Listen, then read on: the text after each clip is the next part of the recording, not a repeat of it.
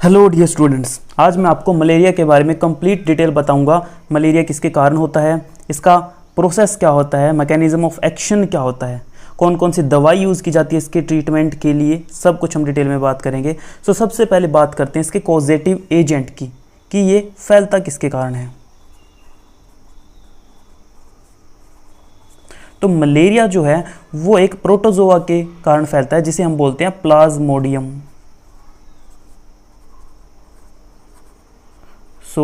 आपको पता होना चाहिए प्लाज्मोडियम कौन सी कैटेगरी में आता है। It is a protozoa. ये बैक्टीरिया नहीं है बच्चों, it is a protozoa.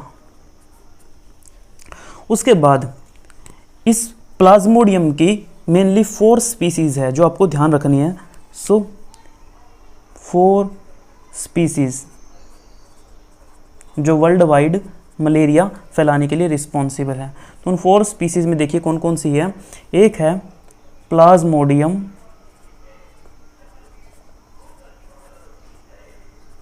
Vivax, उसके बाद एक है प्लाज्मोडियम ओवेल,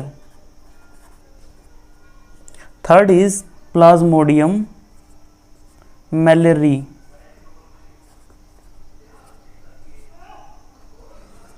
और एक है प्लाज्मोडियम फैल्सीपैरम।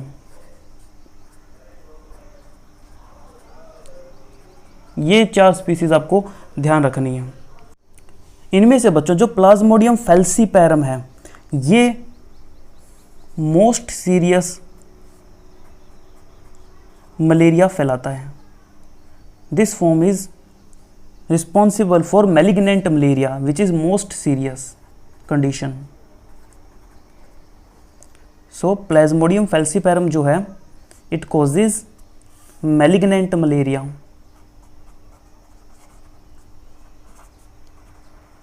बच्चों मैलिग्नेंट मलेरिया काफ़ी खतरनाक होता है और वर्ल्ड वाइड सबसे ज़्यादा डेथ जो है मलेरिया के केस में अगर बात की जाए तो इस मलेरिया के केस की सबसे ज़्यादा डेथ होती है। बट आप अपने आप को भाग्यशाली समझिए कि प्लाज्मोडियम फैल्सीपैरम जो है ये इंडिया में नहीं पाया जाता है, ये अफ्रीकन कंट्रीज़ में ज़्यादा पाया जाता है और वहीं पे इसके ज़्यादा पेशेंट होते हैं, वहाँ पर ज़्यादा डेथ होती है मलेरिया के कारण।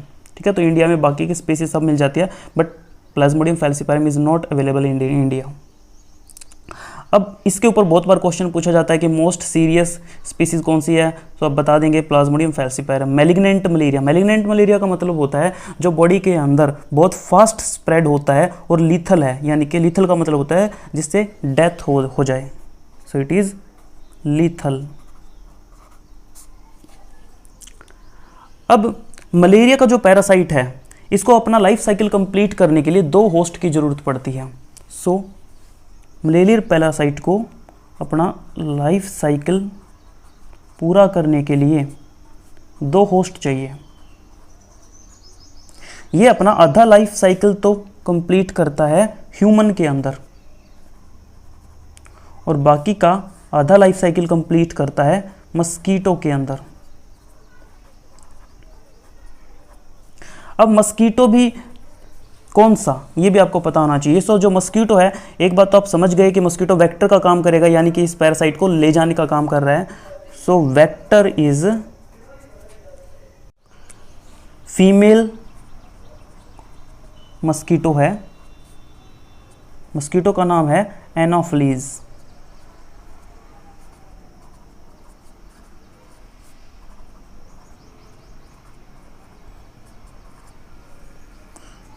तो जब ये इन्फेक्टेड एनोफ्लीज मस्कीटो ह्यूमन को बाइट करती है तो उसको मलेरिया हो जाता है। ठीक है, तो आपको ध्यान रखना है सिर्फ फीमेल मस्कीटो के काटने से होता है, सिर्फ फीमेल ही है जो खून चूसती है। और ये मुझे एक्सप्लेन करने की ज़रूरत नहीं है क्योंकि सबको पता है खून का ही काम होता है खून चूसने का।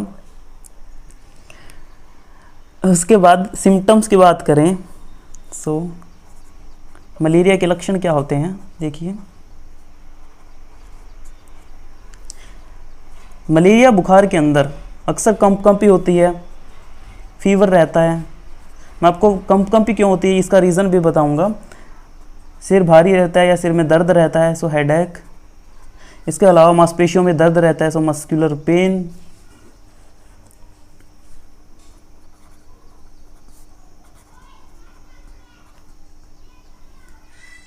और शरीर में कमज़ोरी आ जाती है। ये इस बुखार के लक्षण होते हैं। ठीक है, अब जो इस टॉपिक का मेन कॉन्सेप्ट है वो है कि ये हमारी बॉडी के अंदर इन्फेक्शन कैसे करता है, वो पूरा का पूरा साइकिल क्या होता है, पूरा का पूरा प्रोसेस क्या होता है। तो प्रोसेस डिस्कस करने से पहले मैं आपको इसके बारे में बाकी की जानकारी देता हूँ, उसके बाद में हम फाइनली इसके मैकेनिज्म के बारे में बात करेंगे। तो मैं आपको पहले बताता हूँ इसके बाकी के पॉइंट्स। तो देखिए, सबसे पहले मैं आपको प्रोफाइलैक्सिस बता देता हूँ भाई, इससे बचाव के क्या उपाय हैं, उसके बाद थेरेपी की बात करेंगे। बीच में मैकेनिज़्म बचता है, मैकेनिज़्म मैं आपको लास्ट में समझाऊंगा, आप मैकेनिज़्म को बीच में ही लिखेंगे, तो मैकेनिज़्म के लिए स्पेस रख लेना बीच में। उसके बाद में मैं आपको बताता हूँ प्रोफाइलैक्सिस।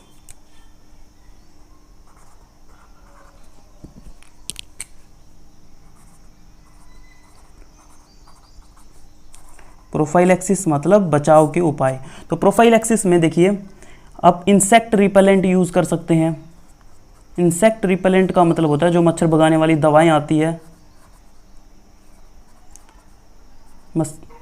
इसके अलावा आप जो मच्छरदानी वगैरह आती है जिनको मस्कीटो नेट बोलते हैं, उनका यूज़ कर सकते हैं। Use of mosquito nets. और डीडीटी वगैरह का छिड़काव कर सकते हैं अगर आसपास कोई गंदी नाली वगैरह है, क्योंकि गंदी नाली वगैरह में मच्छर पनपने लग जाते हैं। तो अगर आप नाली के ऊपर या कोई गड्ढा वगैरह उसके ऊपर डीडीटी दवाई का छिड़काव कर देंगे तो उससे भी मच्छर खत्म हो जाते हैं। डीडीटी की फुल फॉर्म लिख लीजिए। डीडीटी की फुल फॉर्म है डाइक्लोरो डाइफिनाइल ट्राइक्लोरो इथेन। मैं लिख देता हूँ, डाइक्लोरो डाइफिनाइल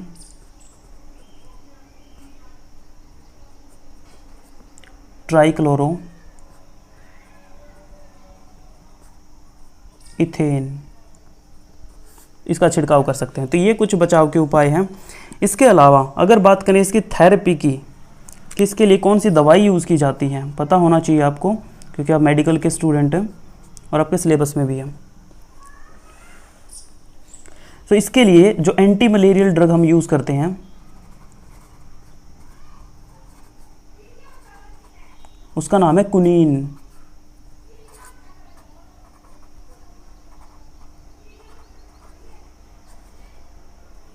लॉकडाउन खत्म होने के बाद जब क्लासेस लगनी स्टार्ट हो जाएगी तो मैं कुनीन की पूरी हिस्ट्री, पूरी कहानी आपको बताऊंगा कि ये दवाई कहाँ से कैसे इसकी शुरुआत हुई। खैर, कुनीन जो है वो एक प्लांट होता है जिसे बोलते हैं सिंकोना, उसकी बार्क से एक्सट्रैक्ट की जाती है। So it is extracted from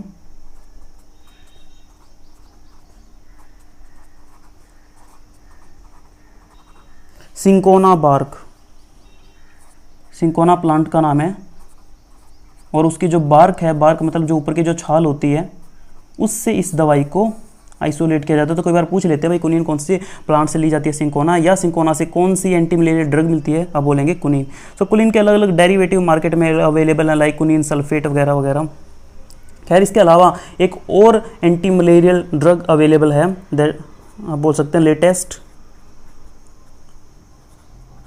anti malarial drug, उसका नाम है मेफ्लोक्विन।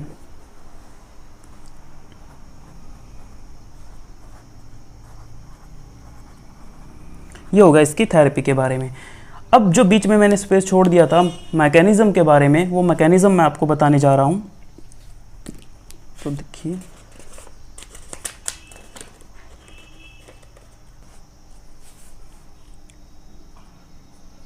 अभी ये हेल्दी पर्सन है,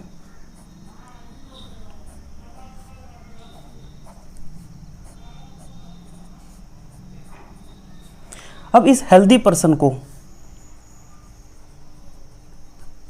अगर इन्फेक्टेड मस्कीटो काट ले, मैंने क्या बोला, इन्फेक्टेड मस्कीटो बोला है, नॉर्मल मस्कीटो नहीं बोला। सो मान लीजिए ये मस्कीटो मुझे बनाना नहीं आता, मैं जस्ट को दिखा देता हूँ ऐसे ही। ये कोई इन्फेक्टेड मस्कीटो है,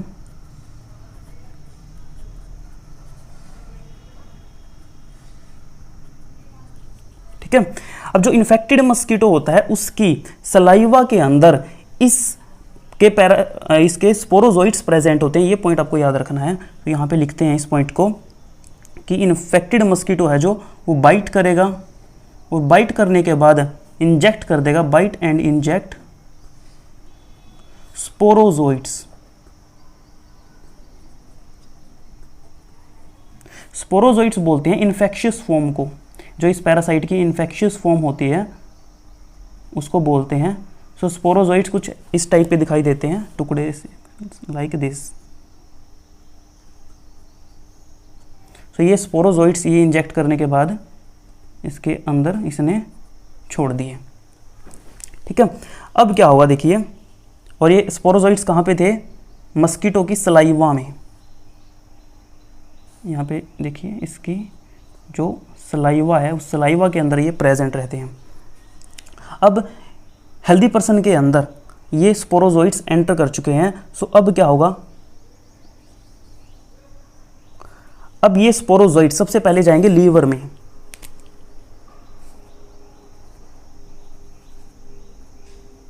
सो for example this is liver, okay. Blood के थ्रू ये स्पोरोजोइट्स आगे लीवर में। लीवर में आने के बाद ये स्पोरोजोइट्स वहां पे क्या करेंगे, एसेक्सुअल रिप्रोडक्शन करेंगे।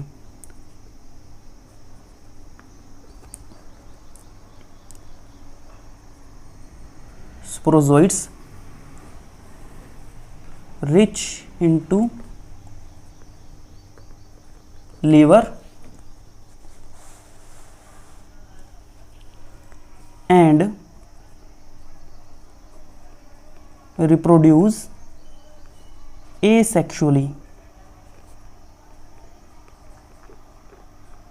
अब एसेक्सुअली जब रिप्रोड्यूस करेंगे तो इनकी संख्या बढ़ती जाएगी कंटिन्यूसली, और ये क्या करेंगे, जो लीवर की सेल्स होगी उनको डिस्ट्रॉय करना शुरू कर देंगे, and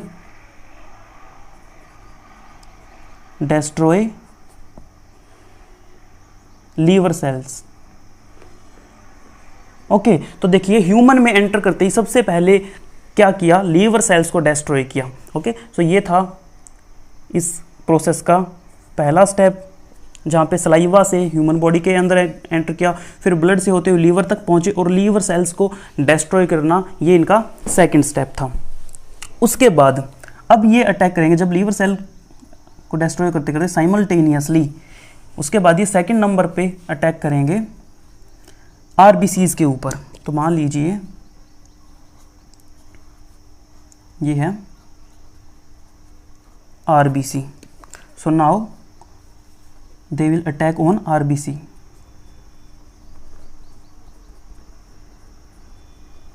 attack on RBCs, so RBC में एंटर कर जाएंगे स्पोरोजोइट्स। अब आरबीसी के अंदर ध्यान से समझना, आरबीसी में क्या क्या होना है। पहला काम तो ये होना है कि आरबीसी में भी ये एसेक्सुअल रिप्रोडक्शन करेंगे,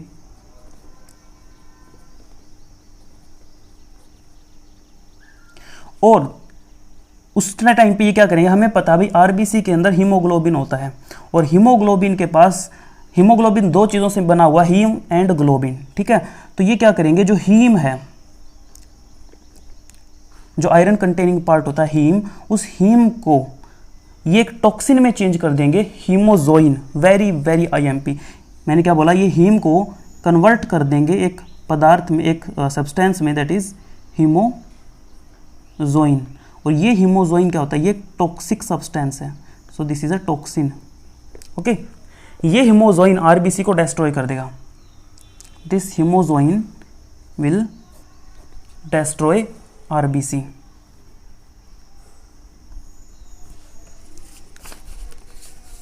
तो इस टाइप से हमारी बॉडी में बहुत सारी आरबीसी, जब धीरे धीरे धीरे बहुत सारी आरबीसी जब डिस्ट्रॉय होना शुरू होगी तो हमें कंपकंपी महसूस होती है, ठीक है। सो रप्चर मैनी आरबीसीज, और जब बहुत सारी आरबीसी रप्चर होती है तो उससे क्या होता है, causing chills. So now you get that the reason of these chills, की कंपकंपी क्यों होती है मलेरिया बुखार में, क्योंकि बहुत सारी आरबीसीज टूट रही होती है, ब्रेक डाउन कर रही होती है, जिसकी वजह से हमें कंपकंपी महसूस होती है। ये एक फंक्शन हुआ। अब आरबीसी के अंदर ये एक और काम करेगा, ये जो स्पोरोजोइट है ये मेल और फीमेल गैमेट भी बनाएगा। सो ये एक पॉइंट हुआ। अब आरबीसी के अंदर एक और पॉइंट काम होगा,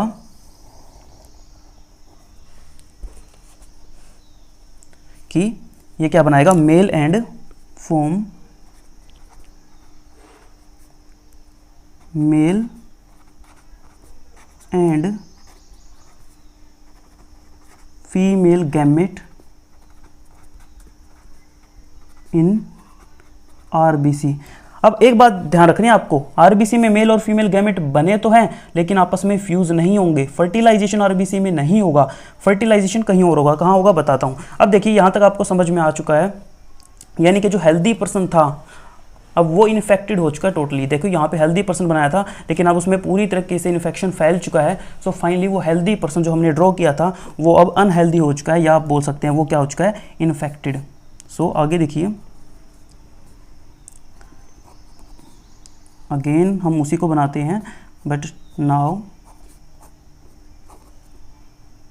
इसका हाथ ऊपर की तरफ कर देते हैं ताकि मच्छर को काटने में इसको आसानी होगी।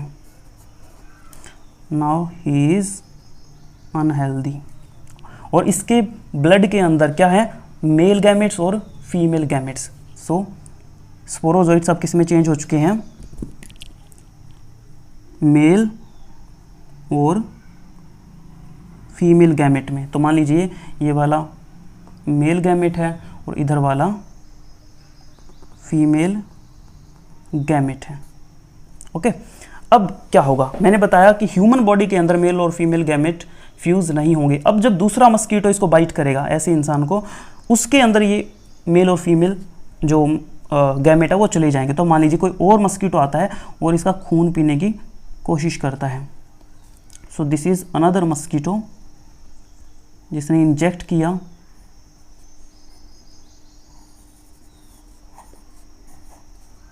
सो ये दूसरा मस्कीटो आया और अब इस मस्कीटो के अंदर क्या, जैसे ये खून पिएगा तो ये मेल और फीमेल गैमेट भी इसकी बॉडी के अंदर चले जाएंगे। अब मान लीजिए ये है इसकी इंटेस्टाइन,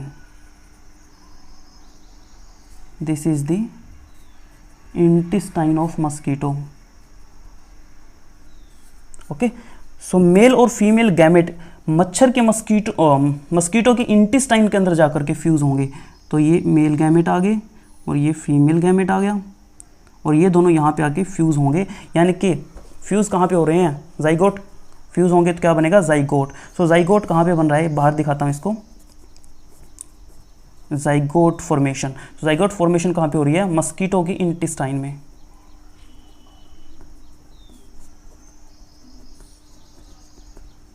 अब क्या हुआ, अब ये जाइगोट जो है मस्कीटो की इंटेस्टाइन में हो रहा सारा प्रोसेस, अब ये जाइगोट आगे धीरे धीरे डेवलप होकर क्या बन जाएगा, एक इस तरह का स्ट्रक्चर बन जाएगा जिसे हम बोलते हैं oocyst।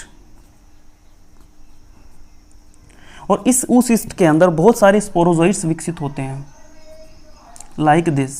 so a lot of sporozoids are developing in this oocyst। और जब ये oocyst भर जाएगा तो फिर क्या हो जाएगा, ये रप्चर हो जाएगा। now oocyst will rupture।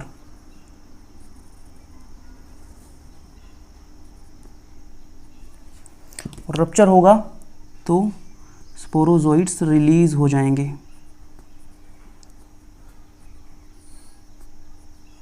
So here let me right rupturing of oocyst and releasing of sporozoids।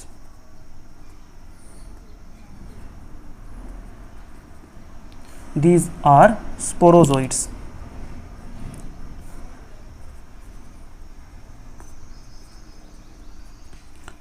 So basically ये रप्चर कहाँ पे हुआ है, देखिए आप वापस डायग्राम को देखिए, इसी में जाइगोट बना है, जाइगोट से फिर ये इसी के अंदर oocyst बना है, यहाँ पे ये oocyst बना, उसके बाद ये oocyst क्या हो गया, रप्चर हो गया ऐसे। तो रप्चर होने के बाद में इसमें से जो ऐसे ये स्पोरोजोइड्स थे वो निकलने शुरू हो जाएंगे और वो स्पोरोजोइड्स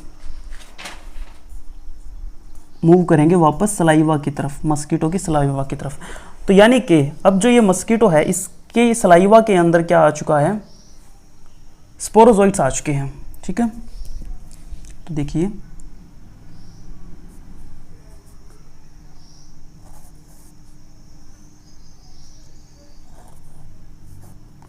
मस्कीटो